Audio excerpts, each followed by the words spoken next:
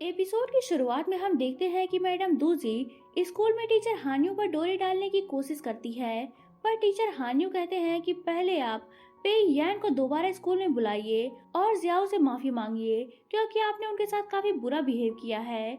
इस पर बेचारी मिस दूजी को जियाओ से माफी मांगना पड़ता है और फिर वो उसे पे यान को भी स्कूल बुलाने के लिए कहती है। जियाओ भी उनका ये ऑर्डर सुनकर खुश हो गई थी। वो खुशी खुशी घर वापस आ रही थी, तभी उसे रास्ते में उसके पड़ोस की दो लेडीज दिखती हैं, जो कि आपस में बातें कर रही थी कि इन दिनों उनके आस पड़ोस से काफी ज्यादा कैट्स गायब हो रही हैं। वो जियाओ को भी वार्न करते हुए कहती है कि तुम्हारे पास भी दो कैट्स हैं, तुम उनका ध्यान रखना, क्योंकि आजकल कैट्स के चोर घूम रहे हैं। ये सुनकर जियाओ घबरा कर घर आती है और बेचैनी से अपनी कैट्स को ढूंढने लगती है, पर दोनों ही कैट्स वहाँ नहीं थीं। इस पर वो उन्हें ढूंढते ढूंढते बाहर चली जाती है। वहाँ भी उसे वो नहीं दिखती। तभी वहाँ पे यैन आकर उसे अपनी जैकेट उड़ा देता है और कहता है कि तुम इतनी ठंड में बाहर क्यों घूम रही हो। जियाओ बताती है कि मैं अपनी कैट्स को ढूंढ रही थी। तभी वहाँ टीचर हानियो आ जाता है और उससे कहता है कि अगर तुम्हारी कैट्स घर पर नहीं है तो घबराने की कोई बात नहीं, वो जरूर बाहर कहीं घूमने निकली होंगी, जल्दी ही वापस आ जाएंगी। यहाँ पे यैन को हानियों से कैट की स्मेल आती है और वो सोचता है कि इस बंदे से अलग अलग कैट्स की स्मेल क्यों आ रही है। इसके बाद वो सभी घर आते हैं। जियाओ हानियों के लिए कॉफी लाती है तो हानियों प्यार से उसके सर पर हाथ रखता है। ये बात पे यैन को पसंद नहीं आती, तो वो अपने कैट्स के अंदाज में अपना गुस्सा जाहिर करता है। जियाओ कहती है कि तुम्हें क्या हुआ, तुम ऐसा बिहेव क्यों कर रहे हो। पे यैन बोलता है कि मुझे दोनों कैट्स की फिक्र हो रही है, मैं उन्हें ढूंढने जा रहा हूँ। इतना कहकर वो बाहर निकलकर कैट में कन्वर्ट हो जाता है। बाहर से उसकी सिस्टर आ रही थी। वो उसे पूछता है कि तुम कहाँ गई थी। वो बताती है कि मैं तो बस बाहर घूमने निकली थी।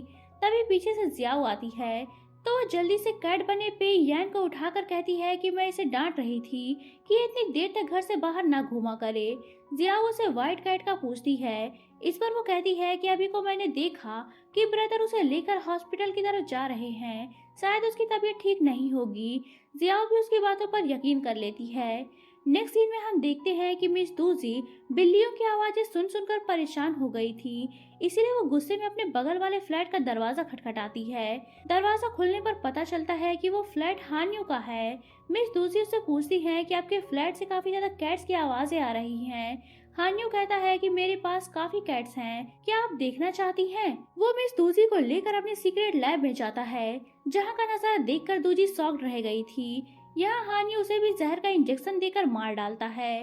नेक्स्ट डे मिस दूजी के स्कूल न आने पर क्लास को संभालने की जिम्मेदारी स्पोर्ट टीचर को मिलती है। यहाँ लीना उनसे कहती है कि क्यों ना हम बास्केटबॉल खेलें। इस पर स्पोर्ट टीचर एग्री हो जाते हैं, पर उन्हें स्पोर्ट रूम को रीअरेंज भी करना था, जिस पर लीना कहती है कि ये काम जियाओ कर देगी। अब स्पोर्ट टीचर सारे स्टूडेंट को लेकर प्लेग्राउंड में चले जाते हैं। बेचारी जियाओ भी जाकर अपना काम करने लगती है। तभी लीना वहां आकर स्पोर्ट रूम को लॉक करके चली जाती है। इधर काफी टाइम बीत चुका था। पे यैन जियाओ का इंतजार कर रहा था। जियाओ के न आने पर वो उसे ढूंढते ढूंढते स्पोर्ट रूम तक पहुंच जाता है। फिर कैट फॉर्म में चेंज होकर अंदर जाकर वो उसे सेव कर लेता है। ये देखकर जियाओ हैरान रह गई थी कि आखिर वो अंदर कैसे पहुंचा। घर जाकर वो उससे ये बात पूछती है, जिस पर पे यैन उसे अपने कैट एलियन होने का सीक्रेट बता देता है। जियाओ को उसकी बातों का यकीन नहीं हो रहा था, तो पे यैन उसे कैट फॉर्म में चेंज होकर दिखाता है। ये सब हानियों ने भी देख लिया था, क्योंकि उसने जियाओ के घर पहले ही सीक्रेट कैमरा फिट किया था। इधर जियाओ पे यैन का सीक्रेट जानने के बाद उसके घर से जाने लगती है। पे यैन उसे रुकने को कह रहा था, पर जियाओ कहती है कि मैं अब यहाँ नहीं रह सकती। रास्ते में उसे कुछ गुंडे परेशान करते हैं। तभी सही टाइम पर पे यैन आकर उसे अपने साथ भगाकर वापस घर लेकर आने लगता है। रास्ते में वो जियाओ को प्रपोज भी कर लेता है, जिससे जियाओ काफी ज्यादा नर्वस थी। नेक्स्ट डे स्कूल में टीचर दूजी की मौत का पता चलता है, जिस पर उनकी जगह हानियों को दे दी गई थी। जियाओ अपने पीछे के दो स्टूडेंट को बात करते हुए सुनती है कि टीचर दूजी की डेड बॉडी से ढेर सारे कैट्स के हेयर मिले हैं, जो कि काफी अजीब है। घर आकर वो ये बात पे यैन और उसकी सिस्टर से पूछती है कि कहीं तुम्हारे प्लेनेट के किसी इविल कैट ने टीचर दूजी को तो नहीं मार डाला। इस पर पे यैन उसे बताता है कि कैट्स ह्यूमंस को नुकसान नहीं पहुंचाते। तुम इस बारे में हानियों पर शक क्यों नहीं करती? उसकी बॉडी से काफी ज्यादा कैट्स की स्मेल आती है। ये सुनकर जियाओ सोच में पड़ गई थी। नेक्स्ट डे स्कूल में हानियो जियाओ को डिनर पर इनवाइट करता है, जिस पर वो पे यान के मना करने के बावजूद भी उसके साथ डिनर पर चली जाती है। वापसी में हान्यू जियाओ को प्रपोज करता है, जिस पर जियाओ ने उसे मना कर दिया था, तो हान्यू उसे किडनैप कर लेता है। अब जियाओ के घर वापस ना लौटने पर नेक्स्ट डे पे यान गुस्से में हान्यू से जियाओ के बारे में पूछता है। तभी स्कूल के डायरेक्टर आ जाते हैं और पे यान को डांटने लगते हैं कि उसे अपने टीचर के साथ ऐसा बिहेव नहीं करना चाहिए। हान्यू उनसे कहता है कि शायद पे यान को कोई गलत फहमी हो गई है, मैं इसे समझा दूंगा। डायरेक्टर के चले जाने के बाद हान्यू पे यान को बताता है कि हाँ, जियाओ को मैंने ही किडनैप कर रखा है।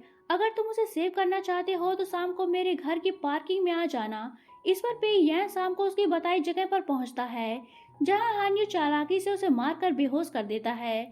बेहोश होते ही पे यान कैट फॉर्म में चेंज हो गया था, जिस पर हान्यू आसानी से उसे पिंजरे में डालकर जियाओ के पास पहुंचता है। यहाँ वो पे यान को जियाओ के सामने ही जहर का इंजेक्शन देकर मारने वाला था, क्योंकि वो जानता था कि जियाओ ने पे यान की वजह से ही उसे रिजेक्ट किया है। जियाओ उसे ऐसा करने से मना करती है, पर हान्यू उसे इंजेक्शन लगा देता है। इसी के साथ जियाओ चीखती हुई नींद से उठ जाती है और यहाँ जाकर हमें पता चलता है कि अब तक जो कुछ भी हमने देखा वो बस जियाओ के अपनी कैट्स को लेकर फैंटेसी थी। वो बस ड्रीम देख रही थी। पर अब इस ड्रीम के बाद जियाओ काफी चुपचाप सी रहने लगती है। एक बर्फीली शाम वो पार्किंग में चुपचाप बैठी थी, तभी वहाँ अम्ब्रेला लेकर एक लड़का आता है जो कि बिल्कुल पे यान की तरह दिख रहा था। जियाओ उसे देखकर हैरान रह जाती है। शायद ऊपर वाले ने उसकी सुन ली थी और उसे उसका ड्रीम प्रिंस रियल में दे दिया था। दोस्तों, इसी के साथ ये ड्रामा एंड होता है। इस ड्रामे की एंडिंग कुछ खास अच्छी नहीं हुई। एंड में आकर सारी स्टोरी स्पॉइल कर दी गई। पता नहीं राइटर का क्या ही मूड हुआ। खैर, आपको ये ड्रामा कैसा लगा मुझे कमेंट बॉक्स में जरूर बताइएगा और इसी तरह के ड्रामों की एक्सप्लेनेशन के लिए चैनल को सब्सक्राइब कर लें। तो दोस्तों, मिलते हैं नेक्स्ट वीडियो के साथ। तब तक के लिए take care and good bye.